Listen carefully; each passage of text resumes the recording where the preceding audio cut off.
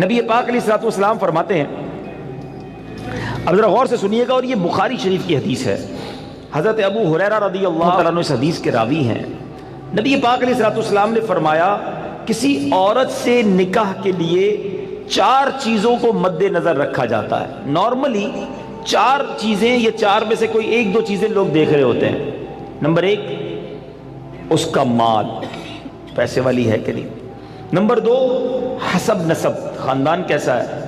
Number 3 حسن و جمال، اور number 4 کچھ لوگ ہوتے ہیں جو دینداری بھی دیکھتے ہیں۔ آقا فرماتے ہیں، تمہاری ناک خاک آلود ہو یا تمہارا ہاتھ خاک آلود ہو، تم دیندار عورت کے حصول کی کوشش کرو۔ یعنی دینداری کو فوقیت دینی چاہیے۔ احادیث کا یہ مضمون بھی ملتا ہے کہ جو کسی عورت سے عزت کے لیے شادی کرے وہ ذلیل کر دیا جاتا ہے، کوئی دولت کے لیے شادی کرے وہ غریب اور فقیر کر دیا جائے گا، اور جو دینداری کے لیے شادی کرتا ہے اللہ اسے عروج، برکت اور خوشیاں عطا فرماتا ہے۔ تو موسٹ پریورٹی، پہلی ترجیح کیا ہونی چاہیے؟ یہ ہے تھوڑا سا مشکل، اصل میں یہ باتیں جو ہے نا نوجوانوں کو سمجھ نہیں آتی۔ جو شادی شدہ ہے نا، یہ شکل و صورت جو ہے نا، یہ اس کی اہمیت بعد میں بہت تھوڑی رہ جاتی ہے۔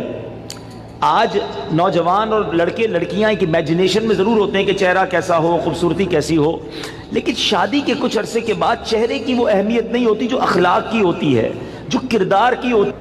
خوبصورتی ہی سب کچھ نہیں ہے زندگی میں، ایک بات، دل خوبصورت ہونا چاہیے، اس کے اندر اخلاق ہونے چاہیے، اور سب سے مین چیز دینداری ہے۔ اب میں یہاں جو بزرگ بیٹھے ہیں ان سے ایک بات کرنا چاہوں گا کہ چلے یہ تو لڑکوں کی خواہش، لڑکیوں کی بات ہو گئی، ماں باپ کی خواہش کیا ہوتی ہے؟ فیملی ممبر سے پوچھیں، کسی بزرگ سے پوچھیں، بھائی آپ کو اپنے بیٹے کی شادی کرنی ہے، بہو کیسی چاہیے؟ تو وہاں بھی یہی ہوگا، خوبصورت ہو، پڑھی لکھی ہو، سمجھدار ہو، گھر گرستی آتی ہو، خاندان بڑا ہو، بس یہ 4-5 چیزیں۔ آج رشتہ ڈھونڈتے وقت دینداری کون چیک کرتا ہے؟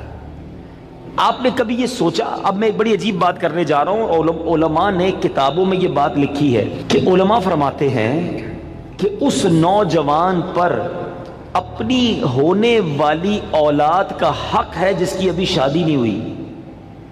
جی ہاں، جس کی شادی نہیں ہوئی نا، اس کی اپنی اولاد کا ایک حق ابھی سے اس پر ہے، اور وہ حق کیا ہے کہ وہ اپنی ہونے والی اولاد کے لیے اچھی ماں تلاش کرے، کیونکہ ماں ہی پہلی درسگاہ ہے۔ ماں ہی اچھی نہیں ہے، ماں ہی دیندار نہیں ہے، ماں ہی برے کاموں میں ہے، تو اس کی اولاد کی تربیت کیسی ہوگی؟ یعنی آپ نے اپنی ہونے والی اولاد کے ساتھ ظلم کیا اگر آپ نے ان کے لیے اچھی ماں تلاش نہ کی۔ سیدی غوث اعظم رضی اللہ تعالیٰ کی ہم نام کی مالا جپتے ہیں، غوث پاک کے غلام کہلاتے ہیں، سارے تقریباً قادری بیٹھے ہوں گے، ہیں پیرانے پیر کے چاہنے والے ہیں نا۔ غوث پاک کی شان کیا تھی؟ مدرسے میں گئے، قاری صاحب نے کہا پڑھو بسم اللہ الرحمن الرحیم، میرے غوث پاک نے بسم اللہ سے شروع کیا اور 18 پارے زبانی سنا دی۔ قاری صاحب نے کہا پہلا دن ہے مدرسے میں، پہلے دن تو بچہ بسم اللہ مشکل سے پڑھتا ہے، تم نے زبانی 18 پارے سنا دیے، اور بھی سناؤ۔ کہ اتنی یاد ہے؟ کہ کدھر سے یاد کیے؟ کہ میں جب ماں کے پیٹ میں تھا، میری ماں 18 پاروں کی حافظہ تھی، ماں تلاوت قرآن کرتی تھی، ماں کے پیٹ میں ہی میں نے قرآن یاد کر لیا۔ وہ حافظہ تھی تو بچے کو برکت ملی نا۔ اب جو ماں فلمیں دیکھنے والی، گانے سننے والی، بے پردہ گھومنے والی، نمازیں قضا کرنے والی ہوگی، اس کے پیٹ میں جب بچہ ہوگا تو کیا اثر پڑے گا بچے پر؟ خاتون جنت بی بی فاطمہ، نبی پاک علیہ الصلوۃ والسلام کی شہزادی نے حسنین کریمین کو کیسے پالا ہے؟ یہ جنت کے پھول ایسے ہی نہیں ہیں۔ بی بی فاطمہ جب جھولا جھلاتی تھی تو قرآن کی آیتیں پڑھا کرتی تھی، بچپن سے قرآن سنا ہے حسنین کریمین کے کانوں نے۔ ہمارے بچے کیا سنیں گے اگر ماں دیندار نہ ہوئی؟ صرف خوبصورتی، صرف پیسہ، صرف جہیز۔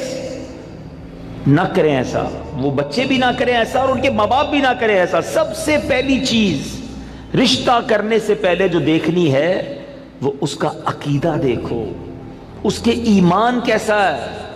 بہت زبردست خوبصورت بھی ہے، پیسہ بھی ہے، جہیز بھی لائے گی، مگر اللہ رسول کے بارے میں عقیدہ اچھا نہیں ہے، اولیاء کے بارے میں کچھ اور سوچتی ہے، غوث پاک کی 11ویں منانے کو شرک سمجھتی ہے، اگر ایسی عورت ہے جو میلاد منانے کو جناب بدعت سمجھتی ہے، اگر ایسی عورت تمہارے گھر میں آ گئی جو صحابہ کرام یا اہل بیت اطہار کے بارے میں برے خیالات رکھتی ہے، بتاؤ نا کس کام کا اس کا پیسہ، کس کام کی اس کی خوبصورتی جو میرے پورے گھر کے عقیدے کو برباد کر کے رکھ دے۔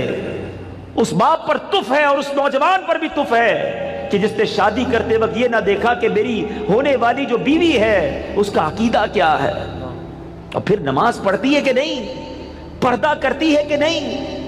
ارے اگر بے نمازی اور بے پردہ عورت تمہارے گھر میں آتی ہے تو وہ کیا بچے کی تربیت کرے گی، اور تمہارے آئندہ آنے والی نسلوں کا کیا ہوگا۔